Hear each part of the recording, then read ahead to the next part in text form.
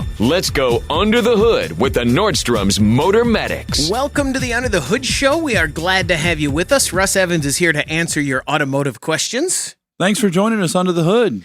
Shannon Nordstrom is not here to do the same this week. He is off at an industry confab. He's going to the Taylor Swift game tonight, I think. He's in Kansas City for the day. Swift game. Yeah, the Kansas City Chiefs played it. I don't think he's going to that game. But you know that thing where you say Kansas City. You can't show somebody how to do it, but you just do it. You remember it. I was just trying to remember. I was going to be really cool and do Shannon's line real quick. Oh yeah, you know? and then I can't remember it. You can't think about it. No, you gotta. If I had introduced him, tuning you to tune up. Ah man, if I had introduced him and you'd have just said it, you could have got it. But now that you're thinking about it, there's no way. I'm Chris Carter here to answer your calls. 866-594-4150. We do have an update. Jim called about his Town and Country, and now he's calling back to tell us what he found. And let's find out. It's been a while. You were right. Jim, you're on the Under the Hood Show. What can we do for you? Thank you. They replaced that socket that key fob goes into. Yeah. Mechanic replaced that. It didn't work. Took it back. And they replaced the PCM. What is that? The body control module or front control module? Yep. Front control module.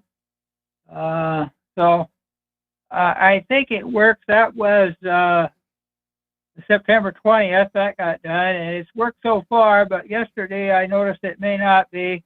It may be back to its old trick. Oh.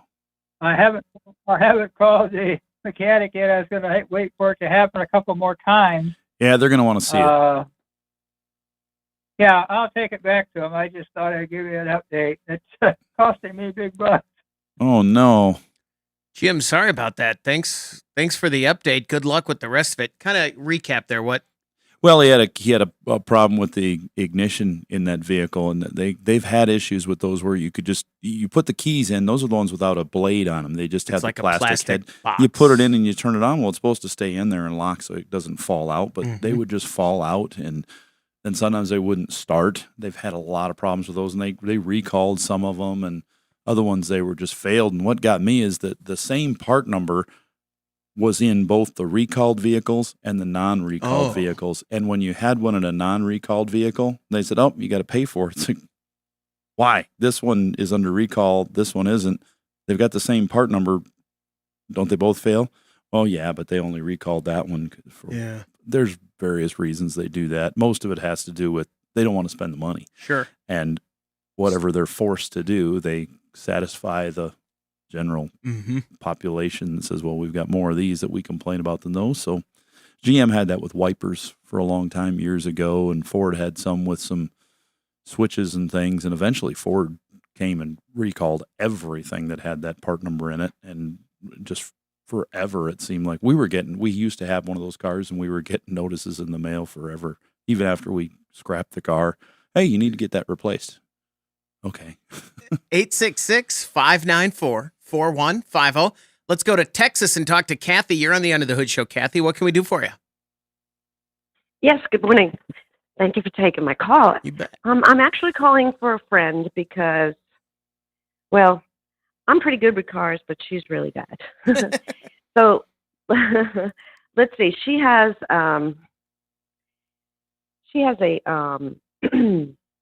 2011 SUV Cadillac, and it's got about 114,000 miles on it.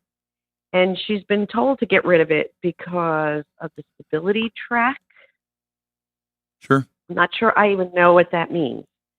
But, so I guess what we're trying to find out is, when you sell a car, I mean, I drove in it with her the other day, and I could definitely tell there's something wrong. Is there any kind of value for that car? Sure. I'm thinking probably what's going on is it's got a StabiliTrak issue having to do with the shock. So if you were riding in it, was the ride really bad? Is that what you noticed? No, it wasn't a shock thing. It was kind of like a pulling. Like it wouldn't accelerate as fast as it should. Okay, so it's got a StabiliTrak issue where it's probably turning the traction control on. So, there can be multiple things on these vehicles depending on which Cadillac model it is. If it's an SRX, like the smaller SUV, like the size of an Equinox or something, is it that kind of vehicle where it's a little smaller SUV? It's Suburban? It's bigger than that. Like a Suburban? It's not as big as the Suburban. Okay, so it's probably the SRX. Okay. If it's that, it could have the 3.6 liter engine, and if it does, that the V6 one, that's the one they can get a StabiliTrak light on, and it can come from multiple things. And one of the things it can come from is a timing chain issue, which can be fixed. And depending on where you're at in the country, in your area of the country, you're probably looking at anywhere from $3,600 to $4,500 or so. That's a lot of money, but you've got to weigh. You got to weigh a lot of things when you're looking to get rid of a car. Let's say that car is worth.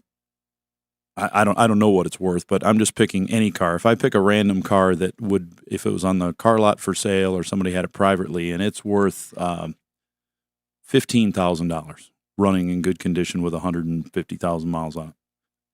If that car needs $4,000 or $5,000 worth of engine repair and it barely runs, well, scrap value for that car might be $400. You might be able to sell it outright on the street to somebody publicly for $1,000 or so. But if you spend the money to fix it, let's say you spend $5,000 to fix it, now it's worth $15,000 again. So you've really got to decide, what is the car worth if I make the investment to fix it correctly? And that's huge. We do that in our shop every single day. We have people that say, well, my car's only worth $15,000. Why should I spend $8,000 and replace the whole engine and everything? It's like, well, can you go buy this car for $8,000 somewhere with a 3-year, 100,000 mile warranty in it? Oh, no, I can't. So they fix it. But what really gets me is when a shop has the nerve to tell somebody, you need to get rid of this car. It's like, no. I learned the hard way because I told somebody one time, I said, your car is junk. You need to get rid of it right away. And boy, she broke down in tears and was this, my dad gave me this car and he died last year and blah, blah. I was like, uh-oh. now I understand. Yeah, I was like, I felt so small. So, and that was decades ago. So now I look and I say, wow, all right, let's look at this. You need a lot of repairs. This car's worth $15,000. You're going to spend a lot to fix it.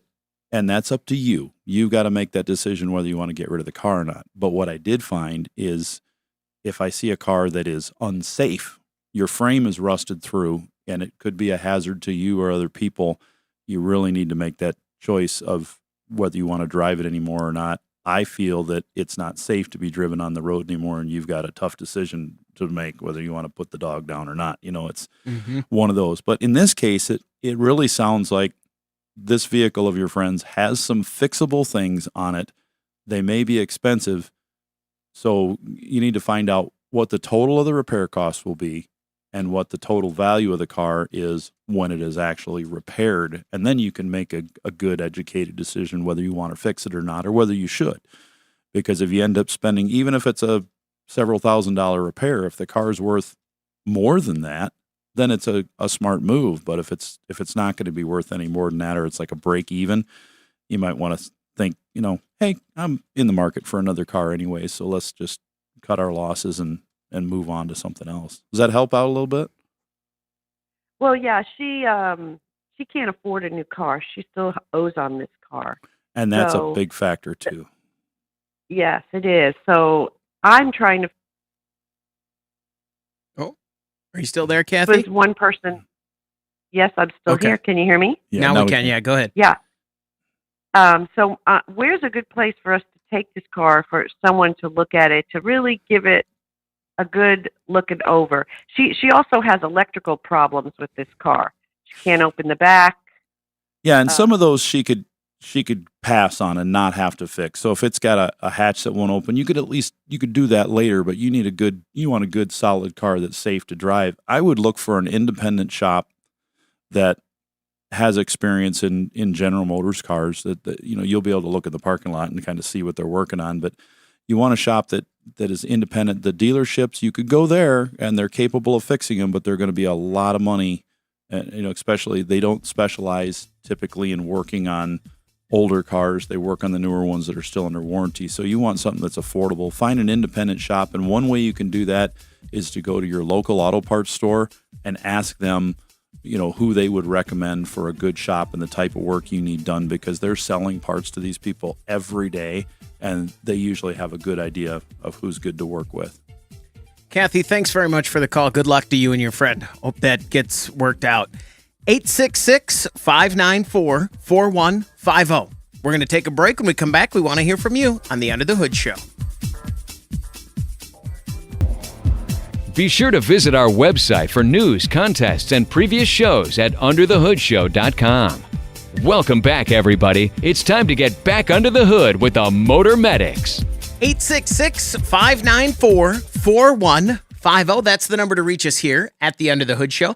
Let's go to Florida and talk to Mark. You're on the Under the Hood Show. Mark, what can we do for you? Hey, Chris. Yeah. I'm not driving in the left-hand lane, buddy. What's that? Just letting you know. Oh, hey, I good. said I'm not Thank driving you. in the left-hand lane. Good. All right. Got a clue. Oh, no. Sorry, 2014 Prius C. Give you a backstory. My wife's car, we got a code, or actually, we got a insignia that came up and said, pull the car over, check the system. We put a tester on it. We got a P80 code, and basically it's telling us to replace the battery. And I guess my question is, because my wife's been doing a lot of reading, that when that code comes up, it could also be something else. And I was just checking to see if you guys had any insight on that. Well, first of all, that warning light is the most effective warning light I've ever seen in my life. For a Prius owner. Yeah. I mean, that thing, you notice it and you want to pull over and run because that thing looks like that's a warning light, man. Well, on the original generation Prius, it was like, who cares? The battery goes dead. You keep running it, basically, but we're talking about the hybrid battery here. the old. Yeah. But now that's a problem, because if you lose that battery, you're not going anywhere. The car's not going to run. I mean, that starts the car. It motivates it the whole bit. So from what we've seen on that, it's very likely that battery's going dead, and that can be checked out with a scanner. They're gonna have to scan it and do some hybrid side diagnosis, high voltage diagnosis to it. But it could also be that you've got other components failing. Typically, though, you'll have a check engine light and other codes in the system besides the 80 code in there if you had other problems. Now, I've had that, Mark, just to make you feel possibly a little better. What are we talking if it is the hybrid system that needs a couple $1,000 for a new battery? It's not as bad as it used to be. No. And if you compare that to a regular battery now is a couple $100. Yeah. Yeah. But I know that Well, I guess my question is, the tester that I used is a friend of mine. I don't own one, but it's a pretty high-end tester. It's about a $200 tester, but it's a plug-and-play. And my wife is reading that a Bluetooth tester would actually give you more information. Is that the case, Russ, you think? No, it depends. You need a full shop scanner to do this, because you're looking at two sides of the system. You're looking at the high voltage side and you're looking at the low voltage side. You're only going to get generic information from any kind of scanner you're going to get that's lower end. I think you're going to have to move up into something that's a $500-$600 scanner or so to get that information. But where I was going, Mark, was on our first Prius. We've had two, loved them both, put hundreds and hundreds of thousands of miles on both of them. And the first one we had an issue with the cladding underneath. Something was going on with between the car. It didn't want to stay on. And the one single car wash in town, that if we got the car washed there, it would give us the hybrid system. It would tell us it was shutting down. But when we diagnosed it and we worked it, it was just an electrical thing in a certain thing. So you were able to diagnose it, shut off the hybrid warning, and it was never an issue for another 200,000 miles. Right. Yeah. So it could be that is something you want to make sure you get diagnosed correctly on that, Mark. Appreciate the insight. My wife is she's an avid reader, and she's like, well, maybe it's not the battery, and the car is almost 10 years old, so we all not kind of know that it's getting. I've got 220,000 miles on it, so every. You're fading out there a little bit, Mark. So yeah, that is unfortunately that. Either way, that's about when it happens, right? I mean, that hybrid battery, if it's going to go, 220,000 is not unexpected. No, that's a pretty good time frame for that to start to fail. We've done a number of them on multiple hybrid cars, but not that many overall. The ratio of ones we've done to the ones we haven't done and that our customers drive is super small. It's like maybe 2% of all the customers we have with hybrid cars, and we're talking, several hundred cars. About 2% we've had to put a battery in, and even I think with a lot of miles. When the first time we looked at this problem, the first time it kind of came up with my Prius, it was like a $6,800 fix. Oh yeah, it was huge on yours. And now it's somewhere between $1,500 and $2,000 on your cars. Yeah, it's not that bad. And your battery, I think, is down to like 30% or something, but it doesn't. Yeah, but it's gradually. When you first got it, it was at 60. Yeah. So now it's down to 30, and it's all these years. But you do more highway driving, so that battery is really not into play. Yeah. It charges on the highway, but the electric motor isn't assisting unless you're at the slower speeds in town. That's why they get better mileage in town than on the highway, because of that electric assist. So you're just losing a little bit of, in town. It doesn't provide electricity as long. 866-594-4150. Let's talk to George. You're on the End of the Hood Show. George, what can we do for you? Well, I have a general question on this auto restart or auto stop on vehicles. I have two. I've got a pickup that has the auto stop that you can turn off. And then I have a Cadillac, an XT5. It's a 2018, but you can't turn the auto stop off on that vehicle. And I hear stories about it, the auto stop causing starter problems and starters to wear out. And so it costs you more maintenance if you have that running all the time. And so it's just kind of a general question. And so I'll just let you guys respond, and I'll just hang up and listen on the radio. Thanks, George. This is a common question. It does. It comes up a lot. But in our shop, I've never had one of these starters fail because of the start-stop issue. And I say that because we've never had to put a starter on a car with start-stop.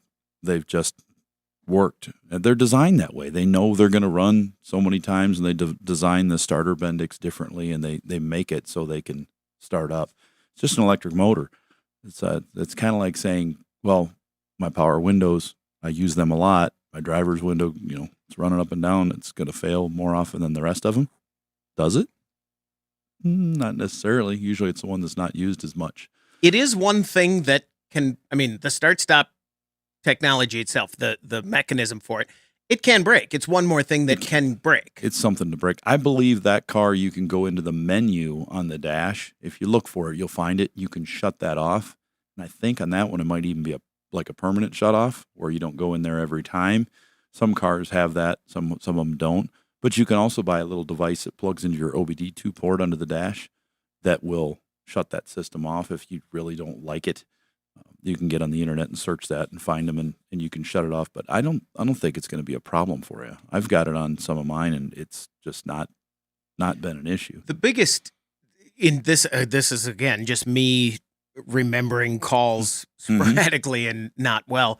But the biggest issue with those is that it just doesn't start and stop after a while. It doesn't do what it's supposed to do. Sometimes it quits. It just drives. Oh, Yep. yeah. I mean, Like a regular car, like, hey, my car's not shutting off anymore. Does Right. that make sense? yeah. And then that's the number one issue is that because it has so many parameters, it has to be able to reach that as your car gets older, it starts stopping, but it doesn't affect Right. anything other than that portion of it. So Exactly. it's not a problematic thing anymore. I mean, right? No. This is a 2000, what did he say, 18? So they've dialed that one in pretty well. Well, if he's talking with 6 years, if he's run it for 6 years and he hasn't had a problem with it yet, a lot of cars have a starter that fail after 6 years. So Good point. I wouldn't say that the start-stop wore it out at this point if he's driven this far, which is good. 866-594-4150. We're going to take a break. When we come back, we want to hear from you on the Under the Hood Show. Find out how you can participate in the show by visiting underthehoodshow.com. Welcome back to the Under the Hood Show. 866-594-4150. Russ and Chris are here. Yeah, here we are. Shannon is not. And Doug. Don't forget, Doug's here too. Don't forget, you can watch the show on our YouTube channel. And if you subscribe to the YouTube channel, you should do that.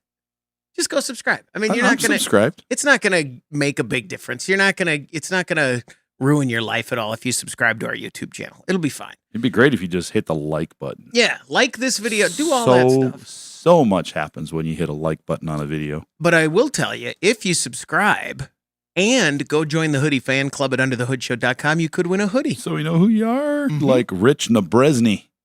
Did I pronounce that right, Chris? Nabresny? Rich, yeah. R-I-C-H. Rich, I got the Rich? Yep, Yeah. I Okay. think that's right. That's it. Congratulations from all of us here at Under the Hood and our friends over at Universal Technical Institute. Go They find got my vote. I'd be on it if I was looking to be trained again. And that's with the changes to the technology, they are really at the cutting edge of that all the time. That's for sure, because they're working right with the manufacturers. Mm-hmm. They know what's coming up. The start-stop technology. Mechanics didn't know what that was. How does a trainer going to know about it unless the manufacturer comes to him and says, guys, Universal Technical Institute, we're going to tell you how this works and how to fix it. They're going to start, I heard the spring semester, they're going to start working on hover technology. Ooh. Yeah, so they know. Anti-gravity? Yeah. They have. We joke about that now, but I wonder how far in the future we'd have to go where they'd look back on this show and go, hey, look, these guys were joking about it. No, it's here. 866-594-4150. Let's go to Illinois and talk to Steve. You're on the Under the Hood Show. Steve, what can we do for you? Hey, good morning. I have a 2014 Subaru Outback base model. I've had it since it was new. I'm experiencing usually I notice it at lower speeds on smoothish asphalt with mild imperfections, but it's like a knock and a rattle, and I suspect it's coming from the front suspension. I had the dealership look at it last week, and they said, yeah, the struts are old, they're wearing, but they're not leaking. So I took a look under myself. I didn't see anything obviously, loose that shouldn't be there. It looked fine to me, and I was just wondering, have you guys ever seen that? I don't experience it. I don't hear it at speed, like on the interstate or highways. It's just usually rolling around in a parking lot or something, or on a residential road. So I was just wondering if you guys have heard of that and have any recommendations. We hear it all the time in all makes and models, brands of vehicles. It's really common as the strut starts to wear inside. It loses some of the gas that's in there. The oil doesn't necessarily have to leak out, but the piston rod inside of that strut will move just a little bit because the gas is starting to leak out before the oil catches up with it, and it'll give you a clunk, clunk, clunk back and forth as it's moving. It's kind of the same noise you get if you open a rear hatch on a vehicle that has gas assist struts, and when you lift it up and go to pull it back down, it gives a little clunk, but then it's got resistance and you can push it down, and then you lift it up and it goes clunk and you could pull it up. Same thing. There's a little bit of travel in that piston because the gas is coming out, but it hasn't really leaked oil yet. A lot of those are just gas assist shocks with a spring inside, heavy spring inside anyways.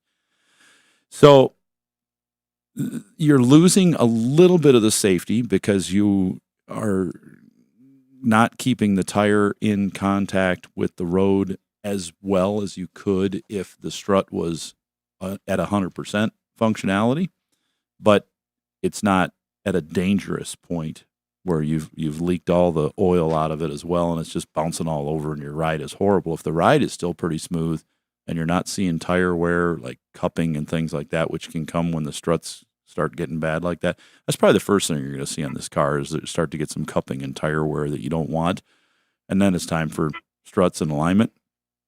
But it's common. Yeah, we see that on cars. It's important when we're checking the front ends to check them both in the air with the suspension hanging for loose parts and on the ground with the suspension loaded to see if there's any loose spots, because we found that sometimes we used to just check them all on the ground loaded because they're in the same position where you're getting this noise, and then we'd lift them up, we'd check the ball joints and stuff, but then when we'd lift them up in the air, we'd find something else. So we check them in every position we can think of to make sure that there's nothing loose, and then we replace anything loose. If we don't find anything loose at all, no bushings in the sway bars or sway bar end links or anything, and we still have a little bit of noise, almost always it's coming from those struts internally wearing a little bit. And a mechanic will be able to pick that out and hear that noise, know what it is. Does that help you out there, Steve? Okay. It does. I have an appointment set up for next week, and I'll have them focus on that strut issue. So I appreciate it. Thanks very much for the call. 10-year-old car, the struts not out of the question for sure. Expensive. Oh, yeah, struts can range. I've priced them out in the last 12 months anywhere from like $500 for a pair to $3,000 if you get electric ones. But the average car is probably going to be anywhere from, say, $650 to $1,100 for a pair, and that's just one end.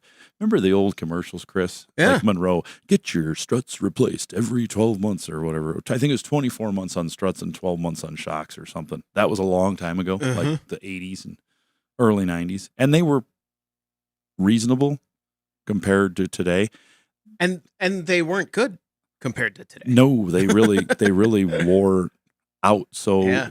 I would say now the struts probably cost 5 times what they did back then, but they last 10 times longer.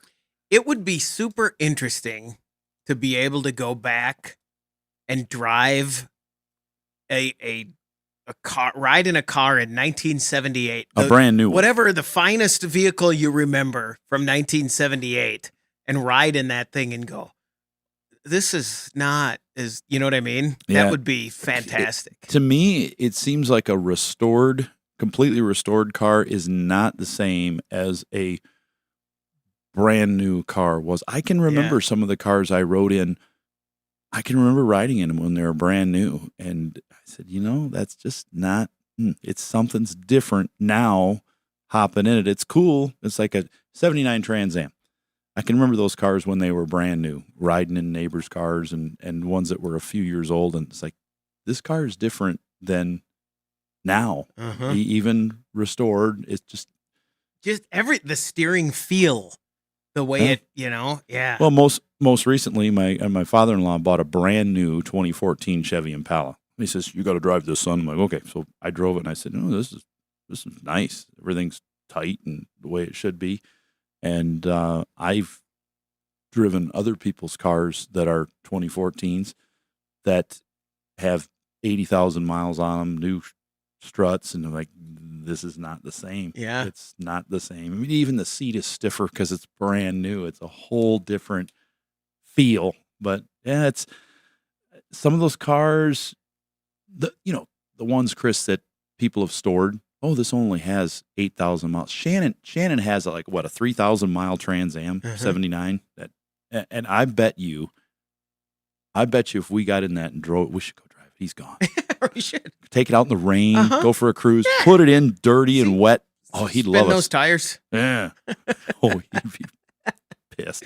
Anyways, I bet that car doesn't drive. I mean, it's amazing, but I bet it doesn't drive. Like if you could go back in time and drive it when it had 3,000 miles on it brand new, I bet it's two totally different things. Yeah. Just ozone in the air gets to things and things just change. I mean, don't get me wrong. It looks like brand new, but things change with age. 866-594-4150. This came in on the chat while we were talking. Hey, it's Jason with the 15 XLT Ford F-150 with the auto start stop issue from last week. Yeah. Okay. Russ asked for the codes. There were a bunch in the computer, so I cleared them and ran the truck for a few days to get the current codes. The two that I still have are POC2A and B1215. The module that was unplugged was the trailer brake controller, and several people in the forums have said replacing that module fixed the issue. What are your thoughts? I have a good independent shop I use. I just want to get a handle on the situation. First, I plan to pull a flatbed trailer and want the trailer brakes to work and not have that module unplugged. Oh, yeah. So if the trailer brake, here's what happens. If you plug in a trailer to that vehicle, typically the start-stop shuts off. Mm-hmm. It stops working because they want the brakes and everything to just be at full power all the time, plus the electricity for your brakes and everything. They want the alternator running. If there is a problem, if they unplugged it, then there must have been a problem going on. And if there's any short in that wiring harness back there, you got to look for that because it's old enough now. It could definitely have some shorted wires back there. Somebody could have cut them and tapped in for a different trailer-like connector. Look under the bumper, make sure nothing is cut back there and everything's in good shape. And if all that is in the shape that it should be and you're getting those codes, yeah, it's likely that module's failed. We've put a bunch of those on. And on the Silverados, we've put a bunch of them on, which has done the exact same thing. So now with a little more context to that call, Get right in there. it makes a lot of sense because he said he found the module unplugged. Start stop was not working. He plugged it in. It worked until he stopped, shut off, and then it wouldn't shut off anymore. It was just through a code every time. So it said, hey, we got a problem in that trailer brake module. Shut it down. So that's likely an issue. I could see how that could be a problem. 866-594-4150. Let's go to Colorado and talk to Dave. You're on the Under the Hood Show. Dave, what can we do for you? Yeah, so I got a 2009 Chrysler PT Cruiser. Got the 2.4 turbo in it. And every time I turn on the marker lights and the dash lights, they flash on and off. And sometimes they'll stay, but sometimes I have to turn that knob 2 or 3 times for them to come on. Well, that's a new one to me. So you turn the lights on, the headlights on, and then the marker lights just blink like hazard lights?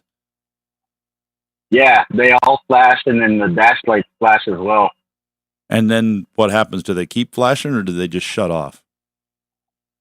Sometimes they'll shut off, but I have to keep turning that knob like 2 or 3 times for them to come back on and stay on. After I get them on, they stay on. Okay. Well, all those run through the front control module under the hood on that vehicle. You turn the switch on, and it tells the module activate the lights, and so on, and then the lights come on. That's where the power comes from through the fuses in that box. It would take a little bit of diagnosis to see what's going on, but for me, I would, in the shop, what we would do is I'd look at the scanner and see if it showed me input. Is the headlight switch on? If it says yes, and the lights are on, they're supposed to be on, then I would take my voltmeter and hook to the outside of it, and if it's blinking, click the relay for the park lights is clicking on and off, then I know the module's failed. If it says the input side is turning on and off at a steady rate, flashing, but the switch is on, then I know the module's failed also. That's how we diagnose it and see what's going on. The only other thing I could think, that's a solid state unit, but it does have fuses. So if you had anything shorted on the outside, like a bulb shorted coming out of it, it should blow the fuse and not just shut the power down and turn the power back on. I'll almost bet that module is bad. They call it an FICM. That's a common failure part, and it is available from dormanproducts.com. They sell the FICM for many of the Dodge products, and a lot of them are plug and play, so they don't need a VIN encrypted into them. Around here, I'd go down to our local auto parts store, which is... You're talking about our partner, Sturtevants. Exactly, and I would pick one of them up there if I found out that's what I needed, because it's going to be an affordable part, and usually all those are stocked. Dave, thanks very much for the call. Good luck. We're going to take a break. When we come back, we want to hear from you. 866-594-4150. You're listening to the Under the Hood Show.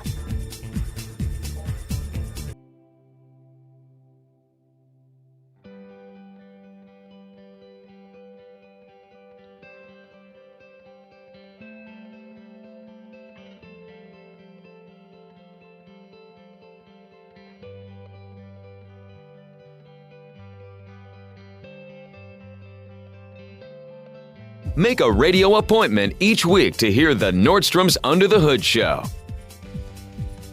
866-594-4150. That's the number to Call us here at the Under the Hood Show. That's what we're going to do. We're going to call. We're going to call like Jan did. Jan, you're on the Under the Hood Show. What can we do for you? Hi. Well, my truck, I just have less than 32,000 miles on it. But if I go really slow, especially if I'm going like up a grade, I have this like it kicks back really hard, and I don't know if it's the transmission that is going out or. Kind of tell us about your truck.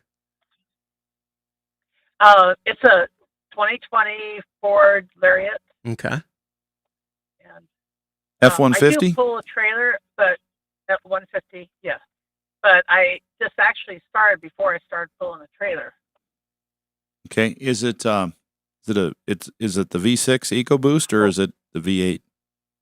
Yes, the V6. Is EcoBoost. EcoBoost. Okay.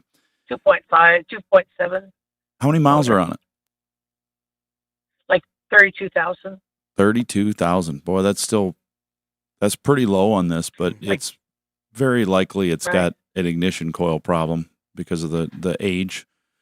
If you're pulling a trailer, it builds up, those engines develop tremendous heat under the hood, and they'll break down ignition coils quite quickly on those. Well, this happens when I'm not pulling a trailer. Yep, doesn't matter. Anytime you're under a slight load going up a hill, if you step on it really hard, it goes away, doesn't it? That miss you have? I actually haven't punched it to see if it would make a difference. You should try that. If it's starting to kick back like that, and you Safely. step it down like 3/4 of the way to accelerate without your trailer, and it goes away, yeah, that's really likely. That's what it is. I mean, it may still do it, but it's likely it'll go away. Does the check engine light ever flash when this is happening?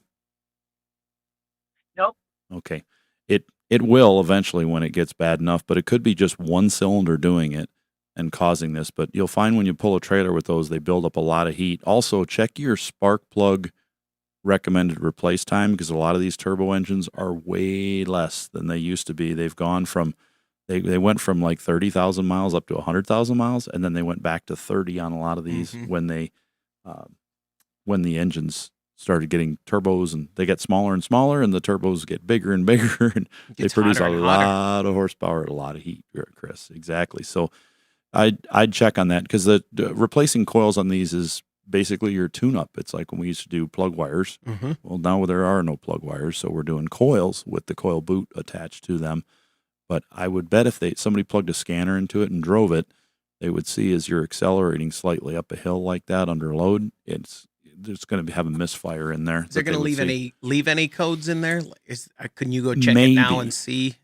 Maybe there'll be a history code in there without a check engine light, but there might not be. So it's something but it could definitely be driven. You could take it into a shop while this is doing this. If you've got a good independent shop where you can just say, "Hey, Fred, hop in the truck with me. Let's go for a ride," and you could get it to do it, and they could scan it and go, "Oh yeah, I see it.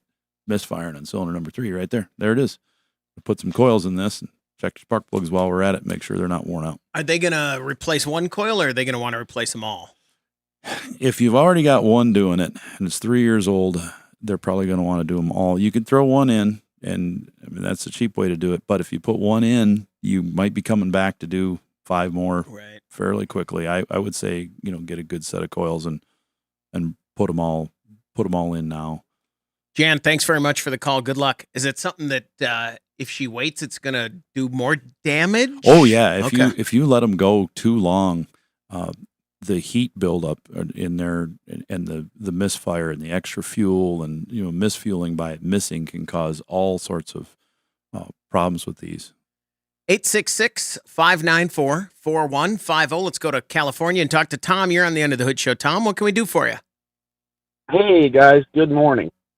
Hey. So I listen to you guys all the time. It's great. I love you guys. Thanks. I've got a 2003 Honda Odyssey with 381,000 miles on it.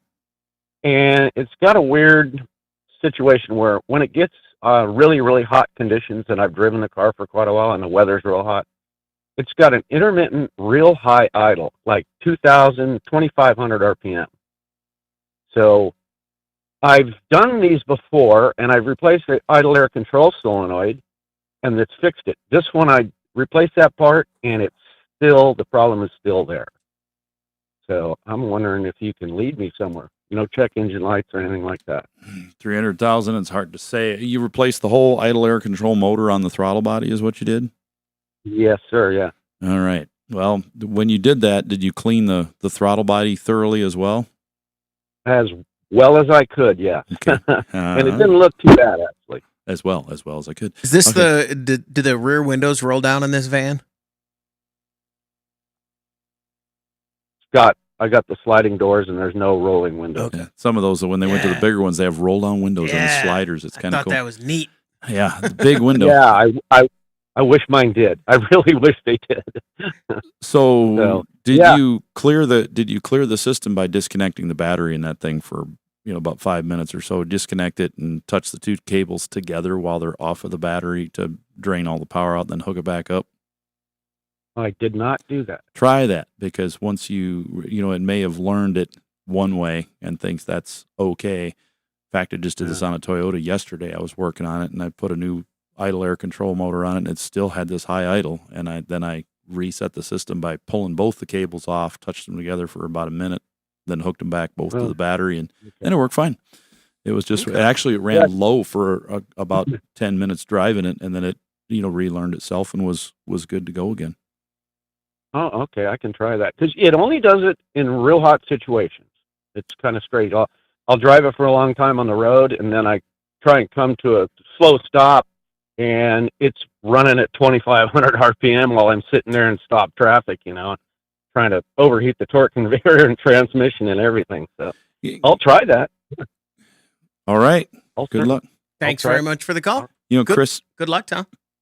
We were talking about all these engine management controls, idle air control motors and ignition coils and stuff like that. And so in our shop, we spend a lot of time, our partners we talk about are ones we talk about because we use them in our shop. And we've come to the conclusion who has what by many years of use on these things.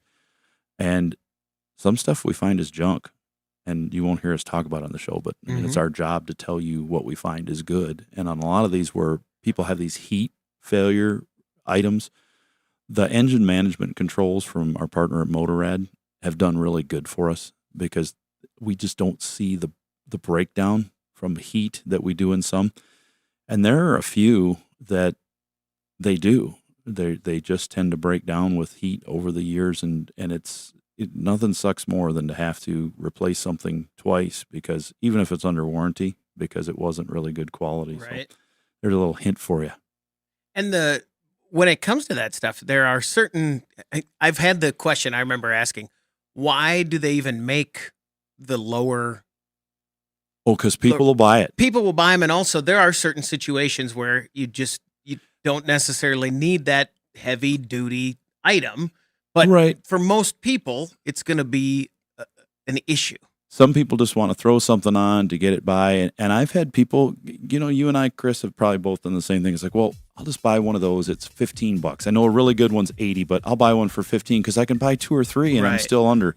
And then when you get to your third one, you're like, why didn't I just buy the good one to begin with? And then you end up buying the good one. And you spent 3 times the money now on all this stuff. That'll do it for this hour of the Under the Hood Show. The Under the Hood Show is brought to you by Sturtevants.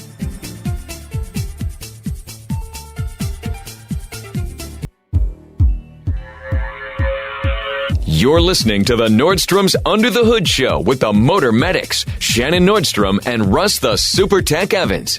Shannon is an ASE engine and parts specialist, and Russ is an ASE Master Certified Technician with extensive factory drivability training. Join the Motor Medics for fun and free automotive advice with real-world solutions to everyday automotive problems. The Under the Hood Show is heard weekly on this and other great radio stations across the U.S. Find out how you can participate in the show by visiting underthehoodshow.com. With Russ Evans, this is Shannon Nordstrom, thanking you for tuning in to the Nordstrom's Under the Hood Show. Have a great day, and remember, PTLA. The opinions heard on this program, based on the many years of experience of Russ and Shannon, are offered for entertainment value only and as a guide to your repair needs. No claim to repair or cause is given or implied. Always consult with your own certified technician and follow all safety procedures before attempting any repair. To be a part of the show, call 866-594-4150. Under the Hood is produced by Prairie House Productions. All content is the property of Nordstrom's Automotive Incorporated and may not be used without our permission. Copyright Nordstrom's Automotive, Inc.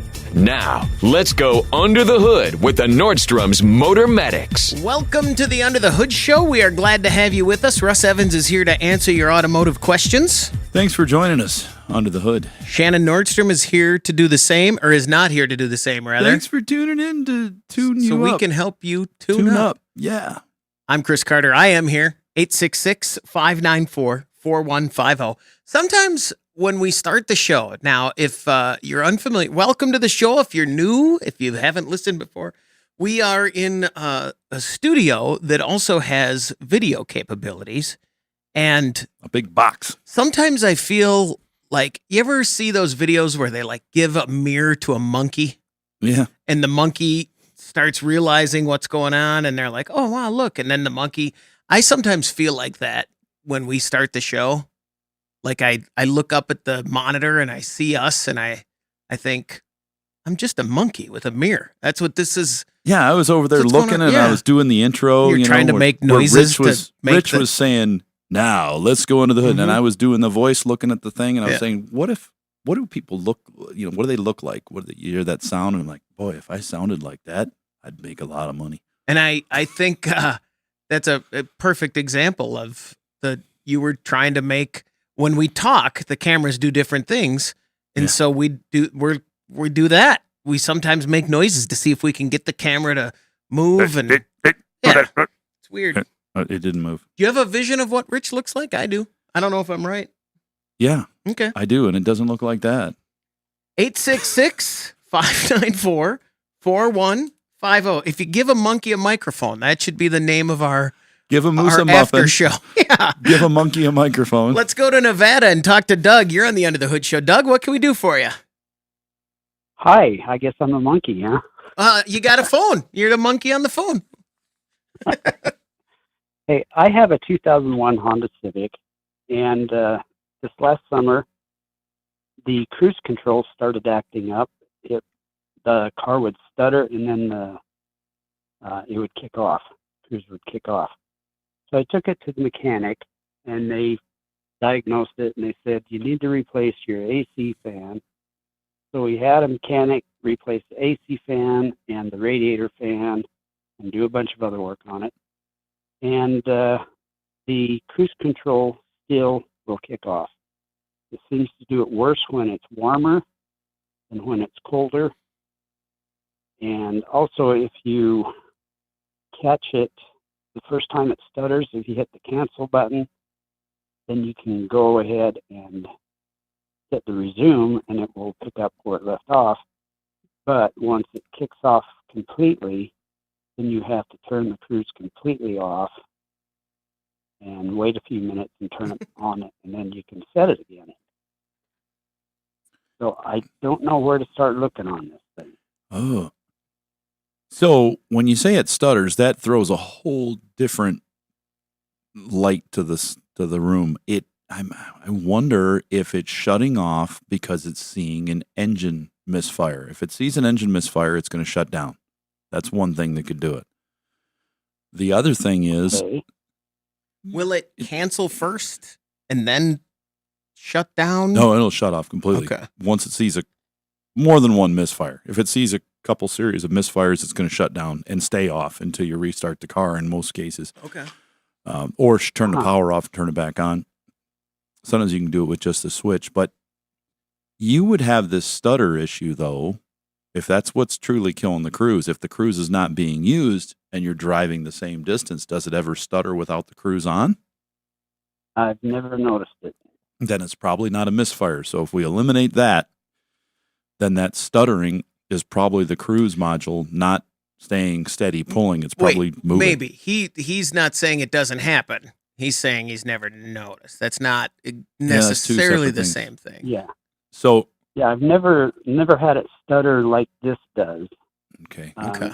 It actually feels like the cruise kicks completely off, and then back it'll on. surge back up. Okay. It could, because that car still uses a cable to run the throttle, so it's using a cable servo to drive it. And if it gets hotter, the hotter it gets, the quicker it's going to shut off. And does it ever do this repeatedly? Like if you drive, you're on the highway, it shuts off, you restart the car, you get it to work again. Does it ever shut down a second time? Yes. Yeah, then it's Yes. and does it do it more often? If The you- more it shuts off, the faster it seems to shut off. Yeah. Okay. Okay. Then that's usually the module, the cruise module itself that has the electric motor that pulls the throttle cable. That's usually bad because it starts to heat up. And once it gets to a certain, let's say the temperature inside is 145 degrees is where it shuts off. Well, it shuts off. If you let it completely cool again to, ambient outside temperature, well, then it takes longer to reach that temp. But if we've already hit 145 and we kill it, and then we shut the car off and restart it, and we're down to 130, when it hits 145 again, which is quicker, it's off again. And the faster we can reset it, the faster it's going to shut off. But the longer you wait, the longer before it shuts off again. That is typically the cruise module that fails. Honda's pretty rare. You could pick up a used one from 25 years. Yeah, it's something we rarely put on, so I would have no problem at all putting on a certified used part like one from our partner at Car Dash Part. Yeah. Probably not very expensive. I'm just guessing, but probably around $100 for this type of unit. And it's not a programmable part, so it's something you could do yourself. But I would say that's probably if you talk to some people about it, local mechanics probably going to say, yeah, it sounds like your cruise module is failing on it, because switches just don't typically do this issue you're having with that stutter thing where it shuts off and comes back on for a second and then fails. That's telling me that motor can't pull anymore and it's dropping off, losing the throttle, and then kicking back in again like resume, and then it's dead. Does that help you out there, Doug? Okay. I hope so. Yeah, we hope so Sounds too. very reasonable. Thanks very much for the call. Good luck. That is, if it were a new car, and by new I mean let's say 5 years old, 4 years old, Electric throttle. it could be a whole million other things. Because it's electric throttle, and Right. and if you're stepping on the gas and it works all the time, well, we know it's not the throttle motor because the throttle motor works with the pedal. I think it's so that kind of struck me there that even going back to like 98, my 98 Oldsmobile, the controls for the cruise What a car! on that car were virtually the same as the controls for the cruise on my current car. I mean, they were steering wheel buttons, same basic pattern and everything. But back then, it was a motor grabbing a cable and pulling it to the right level. Yeah, That's so weird to me and Think- amazing.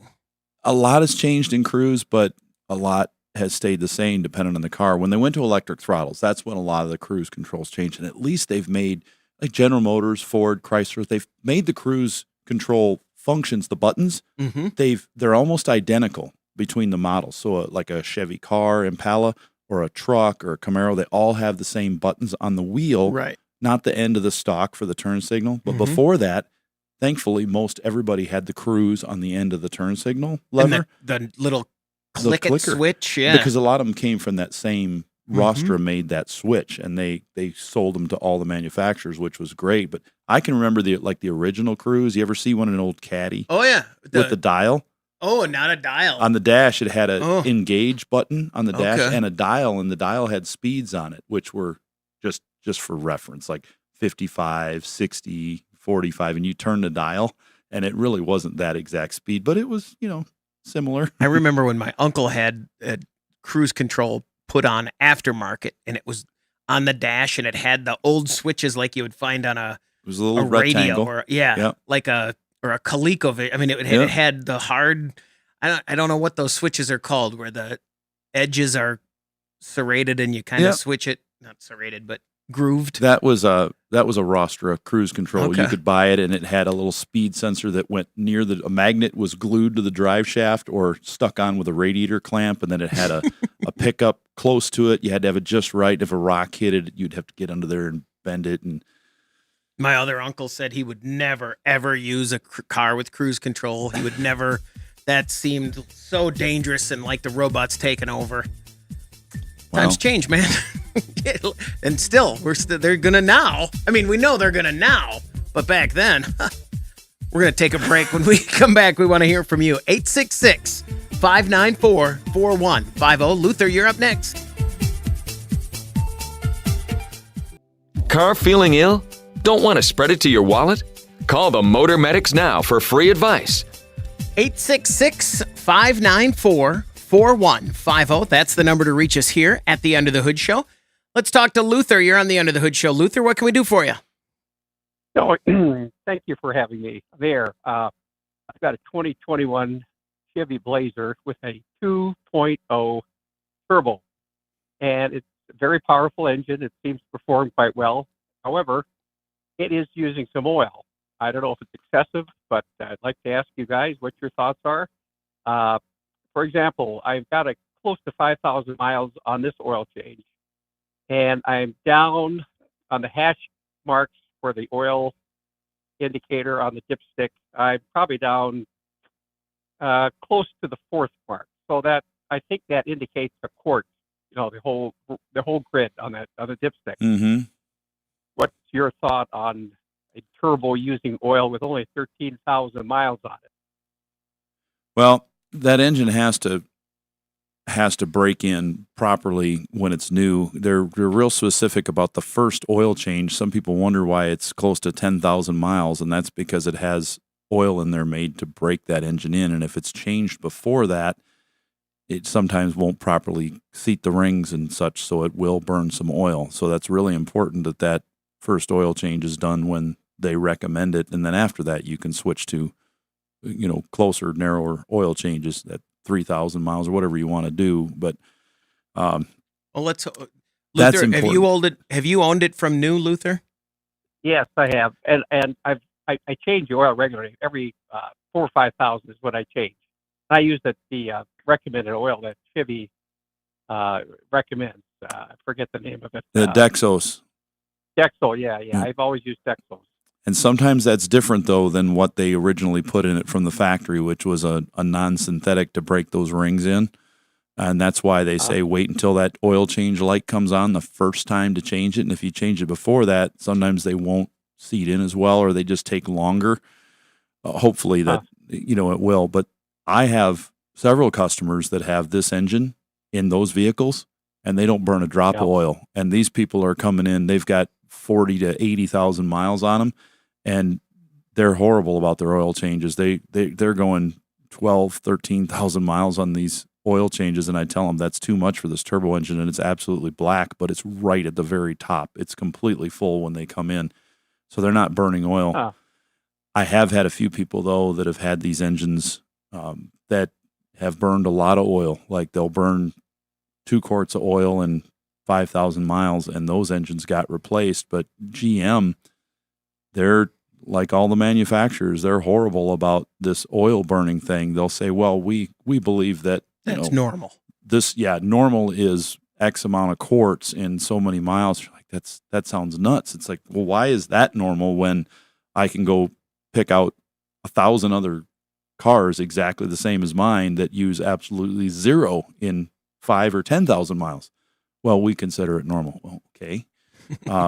If it gets excessive, though, I would start early and report it and get it in writing on you'll have it on a work order where you have a copy of that says customer states car burns oil, and every whatever it is, every 1,000 miles it's a quart low, and then they'll do an oil consumption test on it. At some point they may determine, we need to replace this engine, but you want to catch it while it's still under warranty, because you might be getting close to the end of that. I'm getting close to the warranty expiration, so I've got it going in next week. That's why I wanted to speak to someone else that's got some experience. We can tell you it's not normal. I'm going to have to put it on the record. Yeah. That's not normal, is it? No, because we see, like I said, I've got many customers that have this exact same vehicle, and they have lots of miles between oil changes, and they use absolutely zero oil, not a drop. That stick is perfectly full every single time. But we have had a couple that have had to have engines replaced because at very low miles, they're burning, like I said, some of them are burning a quart every 500 miles, which is way too much. It'll plug up the catalytic converter, and eventually it'll lead to engine failure. But overall, they're a very good vehicle. We have very few problems with them. Luther, thanks very much for the call. Good luck. 866-594-4150. Let's talk to Tony. You're on the Under the Hood Show. Tony, what can we do for you? Well, thank you for taking my call. I have a 1972 C20 Chevy pickup truck, and it only happens when you're going up a hill, vacuum is low. It sounds like it's coughing underneath the hood. It'll start to cough, cough, cough, cough, cough, and then you let off on the gas, and it goes away. It's only when RPM is lower and the vacuum is lower, or not RPM lower, but the vacuum is lower. So, because I'm looking at the vacuum gauge and I can see it only happens when it's lower. And so, I don't know what it is, but I don't know if it's something that I need to fix, but it's been a good truck, and I thought I'd just call and ask. Well, if it's when the vacuum is lower, it's when the throttle is open further and the engine is at a lower RPM. So it's going to have a big hole there because the throttle butterfly valve is open more, and it's coughing because it's probably running lean.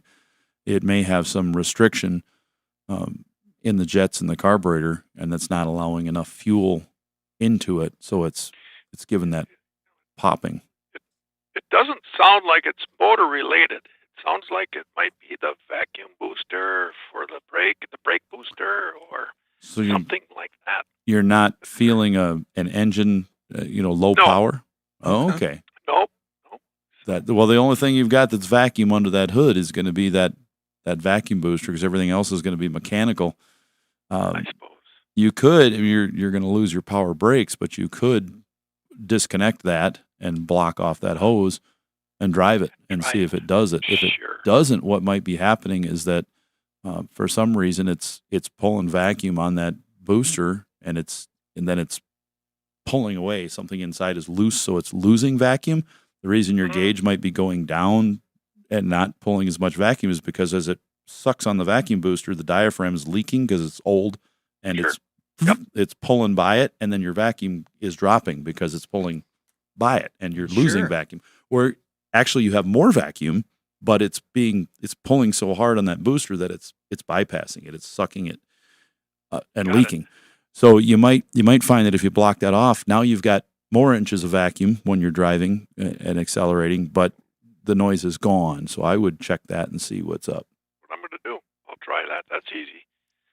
Well, everything is easy to fix on those things. It's a Berkeley classic. It's easy. It's a 1972. I'm going to guess. Chris, a color. What do you think? I'm going orange. Orange? Orange. And I was thinking gold. Like gold, like a ring gold. I'm with you. Tony, what color is the truck? Medium olive. Ooh. Olive. Yeah, that's...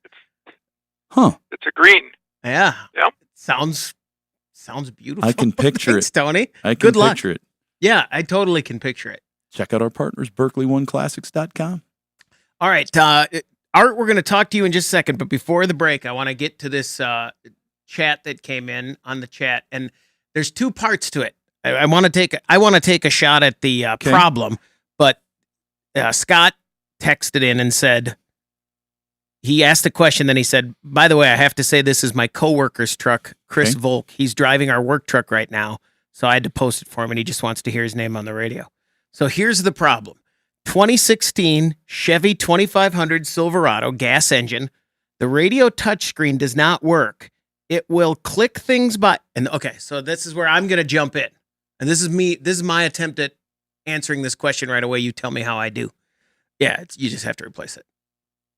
There's no fix. That's it. You just got to... As soon as it stops working perfectly, it's gone. Right. Okay. It says it'll click by things by itself randomly, gets worse when it's cold out. When I touch it, it doesn't do anything, etc. Yeah, that's... The digitizer is bad. Mm-hmm. You could replace that. There are some available, so you take it out, take it all apart, put it back together. It's just like fixing your iPhone. You replace the screen. Still not work. Yeah. It might work just like your better. iPhone. Yes, right? exactly. It may work. It may be cheap. You may break it by trying to do it, Yep. or it may not work at all. And there's probably plenty of those out there, huh? Yeah, there are. A lot of touch screens out there. Can you go aftermarket on that? Maybe. Well, they make an aftermarket digitizer screen for it. But on the thing itself, it's doing that probably has functions that are not just stereo. I just get the whole screen. We get them car dash part, used. They work great for us. We're going to take a break. When we come back, we want to hear from you. Art's first, but then you'll be up next. 866-594-4150. Find out how you can participate in the show by visiting underthehoodshow.com. 866-594-4150. That's the number to reach us here at the Under the Hood Show. Shannon is not here this week. It's just me and Russ. And the same deal, though. Even without Shannon here, you can still win a hoodie if you subscribe to the YouTube channel and then go join the Hoodie Fan Club at underthehoodshow.com. Like Lucy Chakowski. Congratulations from all our friends over at Universal Technical Institute. That was almost my daughter's name. Chakowski? Yep. But or Lucy. We went with Carter. We were going to change her last name, so we didn't have any connection, but she snuck in. No, we were going to name her Lucy. We switched on it, but there you go. Lucy. Be all right. I like that name. UTI brings you the hoodie. They support this hoodie giveaway. Universal Technical Institute. I was going to make my kid go to Universal Technical Institute too. She decided not to, and I'm ruining it. I should have sent her there. Not really. Yeah. She's fine. I get to go watch her perform in the marching band. It's great. It's great. No, it's great. Good luck. The advanced degree seems like a really good idea. Yeah. Yeah, no, it's good. Go for it. Let's go to Pennsylvania and talk to Art. Art, you're on the Under the Hood Show. What can we do for you? Good morning, guys. Thanks for taking the call. You bet. I haven't laid my hands on it yet, but a friend has a 2007 Volkswagen Passat that has an intermittent no crank. And I'm hearing from him that the starter, apparently it's in a V6, and it's kind of down under in the valley, and you can't do a little thump to check that out. Do you have any suggestions what might be common on that vehicle for a no crank? Yeah, it's usually the starter. And that's awful. What we do is we go to, so there's a big power wire that runs to the starter under that intake, which you can access on one end, and the solenoid wire. You can access both of those. Find out if you've got battery power to it. When you try to crank it, it doesn't drop to zero, because that would tell you that something's wrong in the cable somewhere or one of the terminal ends. And also make sure that solenoid activation wire, exciter wire, is working and it's supplying power. If that's the case, then it's time to pull the intake and put a starter on it. But yeah, there's really no way to get in there and do what you need to do. That's the awful thing about those valley mounted starters. And there's a number of engines that use those underneath, and they're just no fun to work on. So we do a number of engine replacements in our shop. We do hundreds of them, and there are a large number that have the starter under the intake. Occasionally, one of our engines will come over from our auto recycling center as a used engine that has the starter under it because the intake has not been pulled off. It's a lot of work to do all that, so they leave it on. Some of our customers will leave that on there, and we tell them the starter may be in there because we're not going to take the time to take it out, but it has zero guarantee on it, so you're at your own risk by putting it all together and then finding out that starter doesn't work. We're not going to do that. So with us, every one of them, the intake comes off. We use the customer's intake. We make sure there's no metal in it, of course, but we use that. Their starter, all of it. Some of these engines, they run when they come in, so we know they're fine. Other ones do not. They came in with a locked up motor or whatever's going on. We will check that starter. We'll apply power to it when it's on the bench and and it's out, just see if it operates. But then if there's a problem with it, we tell them, this is your starter, not ours. That way, or they can choose to buy a new one, and some do, some don't. But overall, yeah, those are the ones that we really don't like, because if they go bad, you got to tear the intake off to change them. But you can get access to those terminals if one wanted to. Not all the way at the starter, but close. You can test you can probe the wire if you need to, and you can get close enough to find out if you've got voltage going to the cable all the way to the starter, because you've got two choices. If you've got voltage at the cable and it doesn't work, you're going to have to pull the intake to replace the starter. And if it's the cable that's bad underneath the intake by the starter, well, you got to pull the intake to get to that section anyways. But anything that's exposed from their back, you'll be able to find out. And if you back probe that wire, you have to use a very small probe, like a pin, to check it. And then you got to make sure you seal it up with something silicone or sealer so it doesn't get any moisture in the cable and corrode it later. Art, thanks very much for the call. Good luck. That doesn't sound... They're very difficult. And is it how much is without the labor, are the starters expensive? No, typically starters are going to run anywhere from, $190 to $300, depending on the car. But the labor on that? Used are probably $50, $60, $75.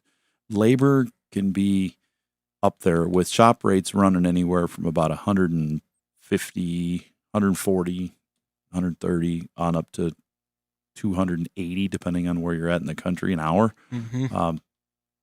Gets up there. You gotta find out. I mean, most places will either price a job by the job, the whole job. Like, how much to put a starter in, Chris? I've got my own starter. Okay, whatever. $300 to install it. Okay. Hey, how much do you guys get an hour? Oh, $195 an hour. Well, what's that going to cost me? Well, I don't know. This car says this. It's better to price per job. That way, okay, I bring this much. That's how much it's going to cost me out the door. Doesn't matter what the hours are because, well, what if your guys end up taking 8 hours to do a 3-hour job? Well, this is what it costs. Yeah. I've already given you the price. Tends to work out better that way, and then you don't feel so bad thinking you're spending, how much per hour? 866-594-4150. Let's talk to James in California. James, you're on the Under the Hood Show. What can we do for you? I'm actually in Oregon. Okay. Almost the same as California. Yeah, but, pretty close. Oceanside? I've got two separate little problems. My F350 7.3 Power Stroke has performed flawlessly since I bought it, or since I ordered it in '99. And I just, when I did the 50, I think it was the 51st oil change on it, I noticed that suddenly it was leaking oil everywhere. And I've been fighting it for over a year now. And anyway, the latest problem is my El Camino that I've only had for like 3 or 4 years now. I did I think it was the 3rd oil change using the same type of product that we've been using for years. And now it took, the other day I drove from Portland, Oregon to Longview, Washington, which was about 70 miles, and it took 5 quarts of oil. Ooh. And it never burned a drop of oil before I changed to this last oil change. And we've been using the same basic product line since my granddad went back to motorized farming in 1935. And even my uncle, who ran a Higgins boat in World War II, they used the same product in those diesels, the 671 GM diesels that they had then. And I just think, like what happened a few years ago when they took the zinc out of oil and didn't tell anybody, and lots of people fried their engines. And I know one in particular that our car club knew about that had been rebuilt by one of the primo engine rebuilders in the country, and it only lasted 3,000 miles, and it swallowed itself. That was in a Mustang. And like I said, it just seems like somebody somewhere is conspiring against automobiles and trucks in the United States. Just internal combustion ones. Yeah, I know. And the other day we heard about a big group of cars being charged down in Southern California, and it was I think 7 or 8 of them on the charger, and the guy that noticed it heard a familiar sound, and he walked behind a building, and here's a great big Caterpillar diesel generator that's generating all this clean electricity for the car. So the whole thing, this whole energy thing and carbon thing is a joke. And they're just all doing is extracting money from us and sabotaging our lives. Yeah, well, as far as the jury's still out on all that crazy stuff. The oil, the 70 miles and the 5. Check your driveway. There might be 2 little bolts laying there that are the plugs from your oil pans if they both went at the same time. Jeez. Yeah, Chris, when this first happened with removing the zinc, the ZDDP from the oil, it was a big change. It was about the same time that they took the sulfur out of the diesel fuel and we started having injectors fail and pumps. And they said, oh, it's going to be safe for everything. And it was not. It ruined millions of fuel system parts in diesel engines. And it cost so much more than the cost from not switching this at the time. They needed to do something else or find something else that could have been used to lubricate that fuel, and they didn't. That's where Justice Brothers came in with Diesel Additive and lots of other companies, because they had to protect these engines, and we're still having to do it today. And it's even on stuff that was built 2008 and later after the 07 change. And with the oil, like Shannon used to say when we were on the show, when you first started with us, Chris, it's like, we can't sell a 3-liter Ford engine because we've got 24 on the shelf. They never fail. We couldn't sell a 4-liter Jeep engine. They never fail. But you know what? Those were all flat tappet cam engines. And all of a sudden, whether the engine had 500,000 miles on it or 10,000 miles on it, they all started failing quickly together. And it was the oil. They changed it. Recently, I have seen a number of emails come in from our listeners asking the same question you're asking. I changed my oil.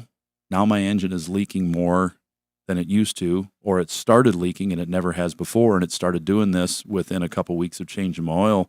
What could I have done? Did something happen? Was the oil bad? And I'm wondering, because of the number that we had so suddenly, if it was something that they have changed now. And it may not be that it changed as a bad thing necessarily, but they may have made the oil better. And what I mean by that is, if you put a fully synthetic oil in a car that's been running non-synthetic its whole life, with the wear that has occurred and the molecule change by going to a fully synthetic, they're smaller and they're more uniform, they will leak and they will burn oil where they never did. So if these oils you've used forever changed and got better to where they said, hey, we've improved our formula and now it's more of a synthetic oil than it ever has been, so it's stronger and better at protecting. Well, it may be better in a new engine, but for an old engine that's a little more worn, it may not be. It may be exactly opposite. So now that engine's going to burn oil, especially if it's a heavy detergent oil and it's cleaning out some of that stuff that's been building up in there for years, and they could leak. So it's very possible that's what's going on with this. I would check the PCV system on that El Camino and see if it's got a bunch of oil in it. That could be that you've got a stuck PCV valve, and that could come from the oil change, if the formula changed. See if it's pulling oil into the intake that way for sure. Make sure the breather's clear on it. But as far as the Power Stroke engine leaking on the ground, that can be, that could be just because there's been a change in the formula of that oil. James, thanks very much for the call. Good luck. 866-594-4150. We're going to take a break. When we come back, we want to hear from you on the Under the Hood Show. Prepare to learn something. You're going Under the Hood.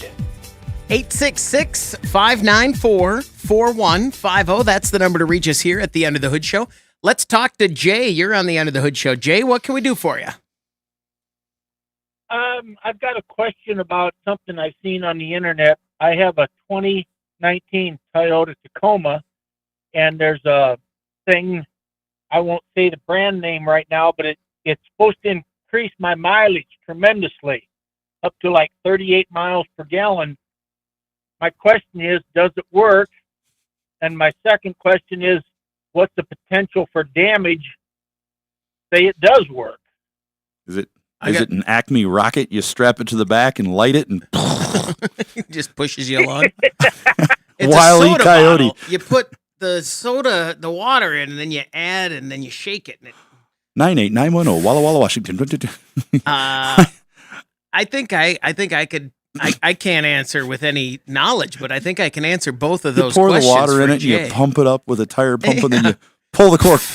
Yeah. No. No on the mileage, and yes, it'll damage. Yeah, it could damage If it something, and yes, doesn't. no.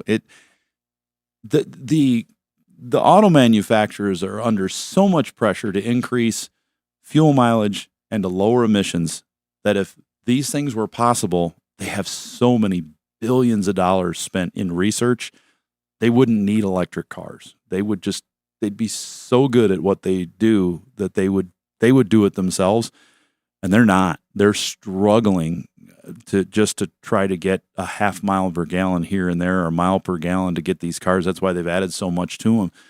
If there was an easy way, they would put a lot less junk on these cars and do it. So yeah, be careful. Don't try those tricks. I mean, some of them do it by leaning a car out so bad that they're just on the edge of running poorly, but they get better fuel economy, and then eventually long term they can destroy things. So we've looked at a lot of things that have tried to be proven to work better, and they have not. So stay away from it. Especially now, Jay, what do you get for mileage now? 20 and 25. Okay. Yeah. I mean, if you're talking 30% gains, that's just not 13 miles to the gallon. That's better. just not realistic. Now, if that were something that using different gasoline might get you a mile or two. They have a percentage or two, not a mile or two. Right, and they have formulated special fuels just to see if they could make a fuel, man-made fuel, to get better economy overall than regular gasoline or ethanol or any of it. And yeah, they've been able to get like 3% better by their best formulations. So it's just not, you only get so much. You'd need a fuel that gave more energy out when it's burned than what you have now, and that they just don't have that. And the cost is astronomical for what it would cost if they could do that. So no, there's nothing out there right now. I mean, the hydrogen kits and everything to make them work, some of this stuff was tested by NASA, and they ended up dumping so much hydrogen in to get even a mile per gallon better. It was like 40 times more than what came out of those little kits with the electricity boiling the water things. It was nuts. But Jay, thanks very much for the call. 866-594-4150. Let's talk to Josh. You're on the End of the Hood Show. Josh, what can we do for you? Hey, I got a 2017 Ram 1500 with a 5.7 in it. The check engine light keeps kicking on and kicking off and kicking on. It's been going on now since July 4th. I've had it in the shop. They've had it for about 3.5 weeks total. And the engine light that's popping up is cooling fan 1 control circuit open. Now, they've already replaced the radiator, the relays, or the radiator fan, the relays, PCM, PDC, and now they're finally going to try replacing the wiring harness, which I guess they're having trouble getting due to this strike or whatever. So that's true. I'm curious if you guys have had any problems like that or know anything. Let me be clear on. I have a clarification question. You say the check engine light pops on and then pops off. It's not blinking. No, it comes on and it'll stay on for 3 or 4 days, and then it'll shut off for like a day and a half, and then it'll kick back on again. Yeah, sure. if they've replaced all this other stuff, it sounds likely that it's something in the wiring harness, which would mean it's always been in the wiring harness and nothing else, because that's the way it is. Unless they take it apart and they go, oh, look, here's a burnt connector. The burnt connector could have come from a failure in the fan. But if it's just a corroded wire or something in there, that means that everything else was probably just fine. We have not had this problem on one of these where it was that extent. I did have one come in that was giving me a circuit issue like that, and we were able to bang on that fuse box under the hood and get it to come on. The fan was actually shutting off. I could bang on it and go, oh, it's on. Oh, now it's off. It's on. And then we'd push on it just right, and then we reached underneath and moved the wire just a 1/4 inch, and it was on. We let go, it was off. So we said, oh, pull this box out, turn it over, and the wire was corroded right where it went into the bottom of the box. We cut the end of it off. We put a new a connector in there where it was bad. It'd been rubbing on the plastic on the side, and that fixed it. So that's the extent of what we've ever done with one of those to make it work. It's a lot of that's just trial and error in some cases, but if you're lucky and you can get it to quit by moving something, then you can head towards a diagnosis. Yeah. Does that help you out there, Josh? Not really, huh? I mean, your next step is to replace that. It's been kind of a nightmare. Like, it came on when it was downpouring July 4th, and ever since then I've been dealing with it. And it's, like I said, in and out. It's been 3.5 weeks they've had it. And the last time I picked it up, I noticed that my dash, where the speedometer is and all that in between there, that screen is now flickering. And I'm like, my screen's flickering. He's like, oh, let me talk to my tech. And he talked to his tech, and he's like, oh, he said it was always like that. I'm like, I would have known. The flickering dash we have seen because of a dash failure, which is completely related to itself. We've had a lot of people replace those. It'll probably quit completely eventually. And no reason. No. And you just need to replace that whole unit. That's common, but there's nothing else that could cause that because that's 100% in its own world. It doesn't have any, you could hook the battery up and try to short other systems out, and that's going to stay by itself. It's not, there's nothing that relates, nothing touches that. So it's all internal. Josh, thanks very much for the call. Good luck. Sorry about that. 866-594-4150. Let's talk to Pat. You're on the End of the Hood Show. Pat, what can we do for you? Good morning, guys. Longtime listener in the local market and customer. Thanks. Got a quick question for you on an 07 Avalanche with the 5.3, 202,000 on it. It's running well, but I've had about 10 different car guys that I know tell me to deactivate the active fuel management system on it. And looking for some insight on that. Are these just car guys, or these people that actually have worked and tried it and know from experience? Because you can get all kinds that are just people that are like, I work on cars now and then, or what are they? They don't turn wrenches for a living. Gotcha. Okay, because I hear people all the time. If I'm at a restaurant, I listen to the other booth and I just go, okay. And some of it's really good, and I'm like, oh, I'll try that. And some of it's no, that won't work. So I have several vehicles that have this system on it, and I have not shut it off on any of them because I see them fail whether or not they are activated. We've had a few customers that have shut them off the day they bought the cars brand new, and they all failed. While other customers, they've been running, they've got 300,000 miles on them, and they've never failed because the way the part's designed, whether it's switching on and off and unlocking and locking that lifter, it can still break and fail as you're driving. So if you've got this many miles on it and it's an 07, you've had it that long and it's still working, I'd say keep up with your oil changes. Don't change the brands of oil you're using and let her run. It's probably going to be just fine. If you buy a brand new vehicle that has it on it and you feel like you might want to experiment, like I said, you could buy the kit to shut it off all the time and drive it, and then you won't know for 10 years if it's going to do something or not. But there are a number of people out there that, because there's a lot of information, the internet, a lot of people go out there. They've sold these devices. Companies made them to shut it off saying, oh, this will save your system. So people say, oh, I've heard it. And there may have been a time where where the information that they're getting was more accurate than it is now, right? However long later. And I'm just going by what we have actually seen from customers that have tried it, and it didn't change anything. Pat, thanks very much for the call. Good luck. That'll do it for hour 2 of the Under the Hood Show. Until next time, you can always find us at underthehoodshow.com. And don't forget, you can watch the show at our YouTube channel. And like it.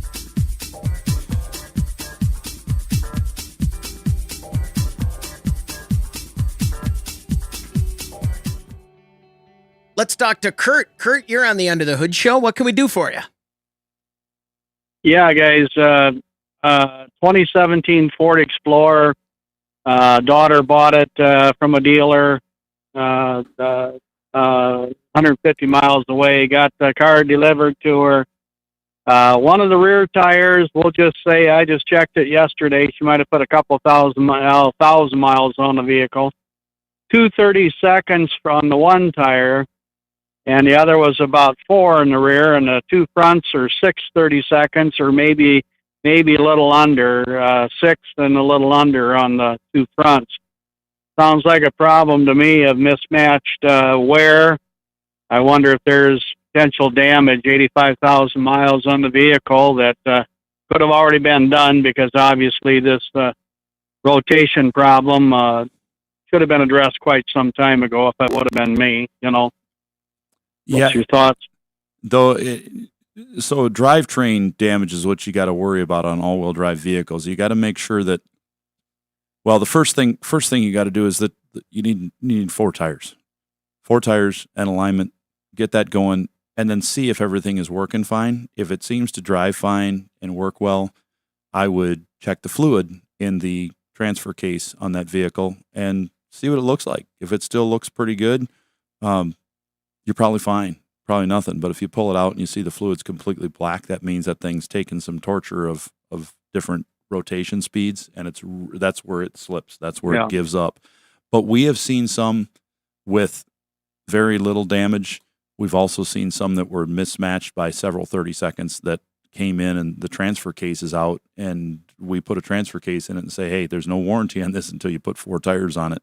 And that needs to be done before. Right. Say, look at the fluid. See it's how clean it is. If it comes in burnt up and you haven't changed these tires, we're not going to cover your case or the fluid. So it doesn't mean it's going to do it every time right away, but eventually it will kill a component, whatever the weakest one in. And there's no way around 4 different tires that are matching and an alignment. Yeah, right? You could even put 4 used tires on them if they're good and they all have the same tread and they're the same brand. There's no way around that part of this. No. It's yeah. That's kind of what I thought. If let's just say a transfer case was shot, is that a new transfer case or one from a certified used one, salvage vehicle? Yeah. A used one's just fine. We put in just as many used as we do remanufactured, about an even split, and we don't have problems with them, and they work really well. Does that help you out there, Kurt? Yeah, you're talking well into the $1,000 range for refurbished transfer case, or I think the last used one we put in, I think, was about $1,600, and compared to a reman at about $25. Okay, Kurt, thanks very much for the call. Good luck. That's not ideal because also the tires. I mean, no matter what, you're looking at a good chunk of change for the tires, and then hopefully the transfer case is good, but that's going to be a hit no matter what, Kurt. Thanks for the call. All right. That's going to do it, I think, for the Under the Hood show. That Kurt's on the after show, so if you're on the YouTube channel, you just saw that, but that's going to do it for the after show. We will see you next week. You want to say goodbye, Russ?